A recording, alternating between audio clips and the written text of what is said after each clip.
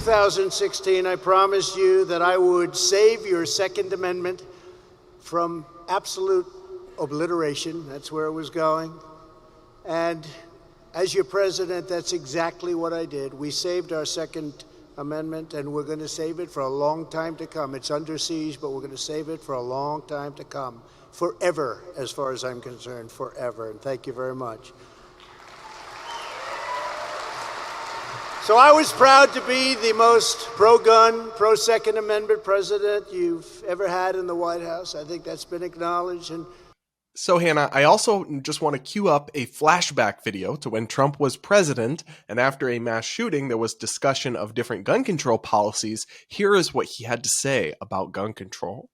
After Vice President Mike Pence suggested court procedures for removing guns from dangerous people, Trump caught him and many in the room off guard by seeming to dismiss due process. I like taking the guns early, so you could do exactly what you're saying, but take the guns first, go through due process second. So we are now hearing the guy who said, take the guns first, do the due process later. So not just endorsing red flag laws, but saying like red flag laws without even due process on the front end, which they usually have, is now telling us he was the most pro-Second Amendment president ever. Give me a break. I mean, he truly thinks his base is stupid, and if you believe this, you are stupid. He was actually the most anti-Second Amendment president of my lifetime. I can't think of anybody in recent memory who's done more gun control at the federal level than Trump. And I have a real bone to pick about this because I famously did not get a job with NRA TV back in 2016 because I refused to say people should vote for Trump and because I refused to say that he was needed to protect the Second Amendment. And I staunchly disagreed with them even before he became president and did not get the job because of that. And I was right.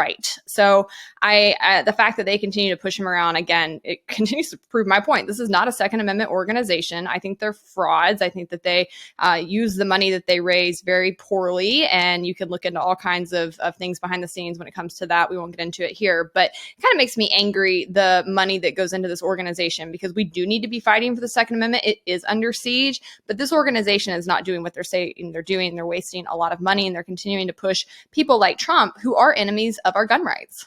Yeah, I mean, let's just roll back the tape for a minute here. The Trump administration tried to unilaterally ban bump stocks by having administrative agencies rewrite and reinterpret old laws, stretching them beyond all their meanings, and they were only thwarted by the courts from that major gun control effort that rivals anything the Biden administration has done, though they did sign a very modest piece of gun control legislation as well.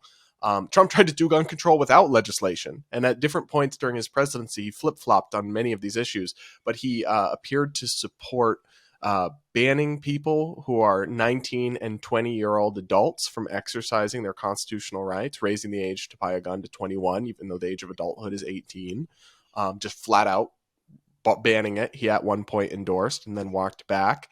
He also endorsed red flag laws, which, I mean, we've discussed. I think the way he described it is nuts, but I think there are some narrow versions of them that you can make a debatable case for, and we've had this conversation. I don't think I'm on board with them, but he wasn't even doing that. He took like the most extreme pro-red flag, anti-due process position imaginable. He did all of this in public eye, and we have all the receipts. People were responding to this video saying that's a deep fake. It is not a deep fake. You are just have been misled or are forgetting important things from history.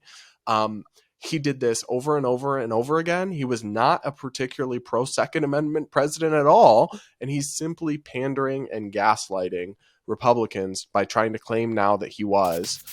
It's just revisionist history, and I won't stand for it.